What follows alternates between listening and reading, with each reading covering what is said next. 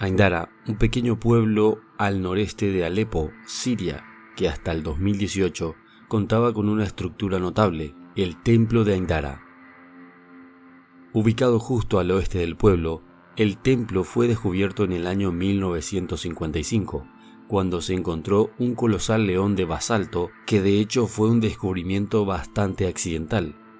A raíz de este hallazgo se llevaron a cabo excavaciones en los años siguientes.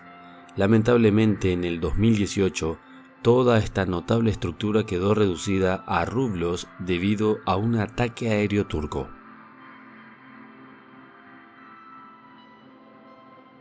Este templo, que se cree que fue construido durante la Edad de Hierro temprana, contaba con características distintivas como su gran patio, elaborados relieves de basalto y enigmáticas huellas talladas en el piso de piedra.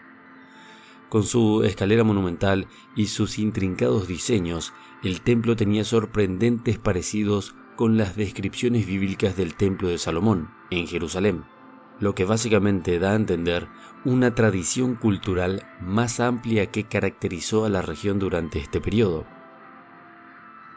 A través de su magnificencia arquitectónica y su importancia cultural, el templo de Aindara ofreció una visión cautivadora del rico tapiz de las antiguas civilizaciones del cercano Oriente.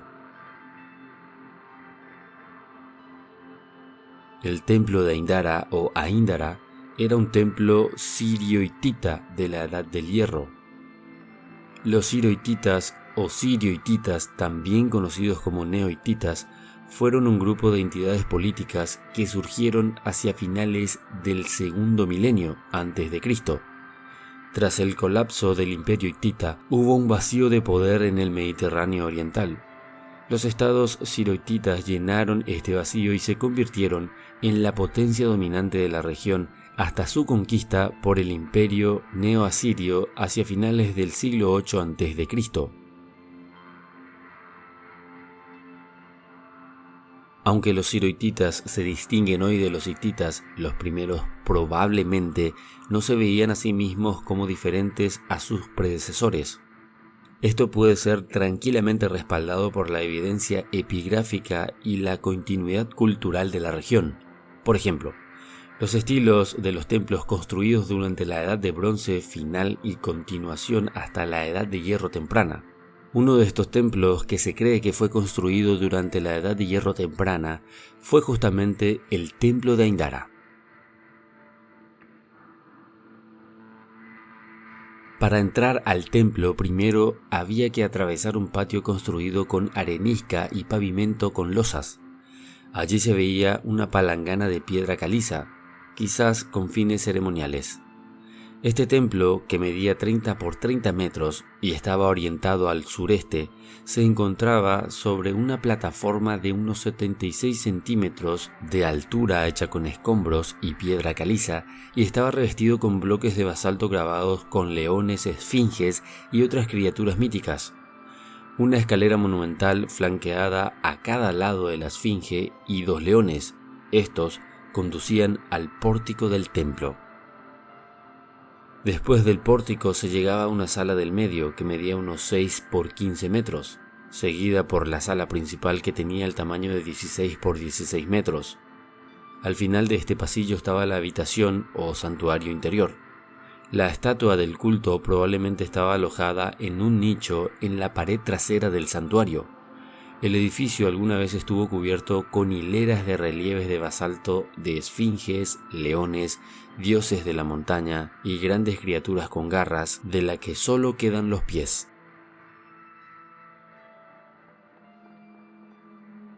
Una de las características que llama mucho la atención del templo de Aindara fueron justamente las huellas talladas en el suelo de piedra del templo.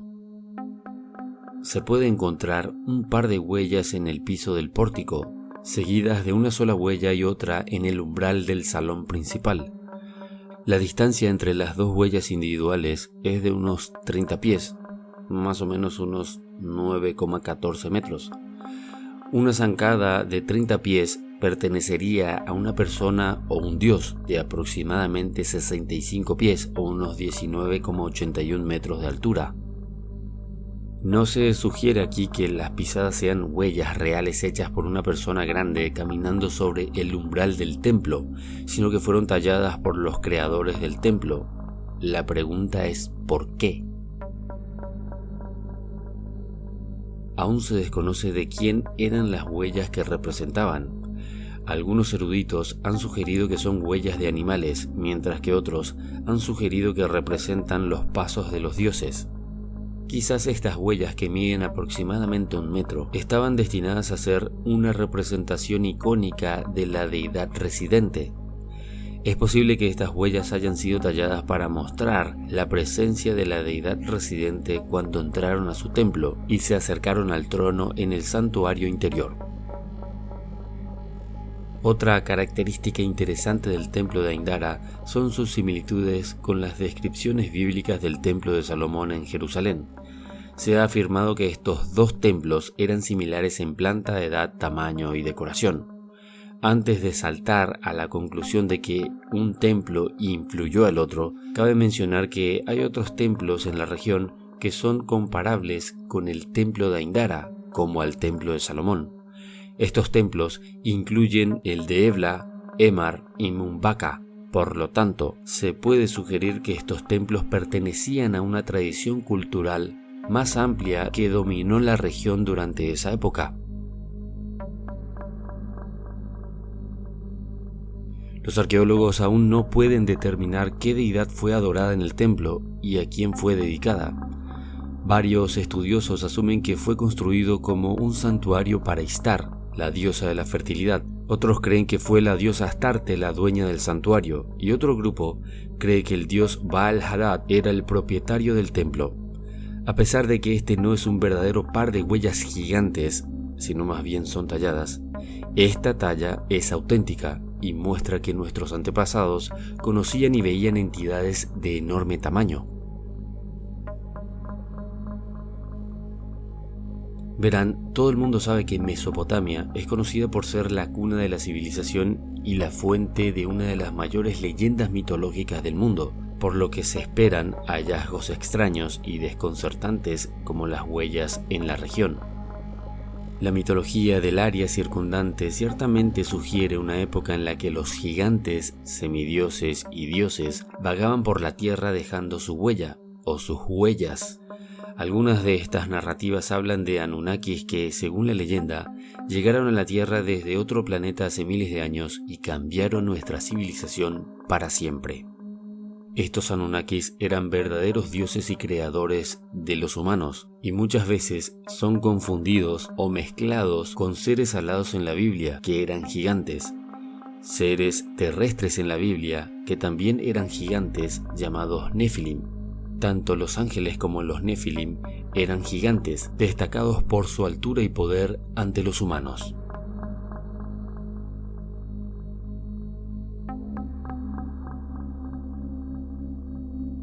En primer término, un grupo de fotógrafos encontró una serie de huellas gigantes de pie fosilizadas en una roca en el pueblo chino de Pyongyang, en una provincia llamada Guizhou.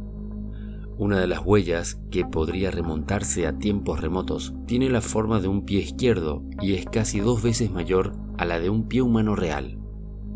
Los investigadores han llevado muchos estudios de las huellas para determinar el origen de las marcas gigantes en la piedra antigua y explicar el origen y la datación de estas huellas de pie.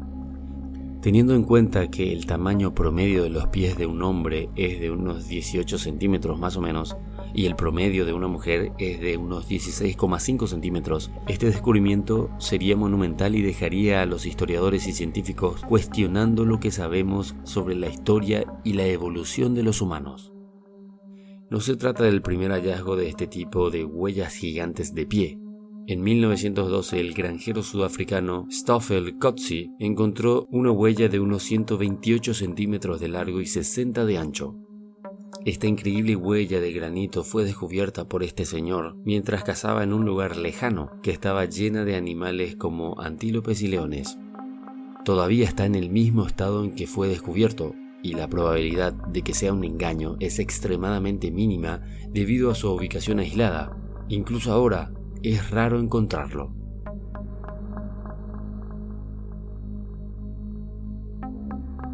Es entendible que mucha gente sea escéptica ante estas informaciones, pero si una situación es mencionada tantas veces por libros y libros a lo largo de toda la historia documentada de la humanidad, es porque algo de cierto debe de tener. No en vano todas las civilizaciones del mundo hablan de gigantes, y cuando digo todas me refiero a todas, incluso las que no tienen escrituras, las que solo dibujaban en las piedras o en cualquier otro tipo de lienzo, y en todas las regiones del planeta además. Entonces, ¿qué más pruebas necesitamos para estudiar oficialmente la existencia o la posible existencia de gigantes en la antigüedad?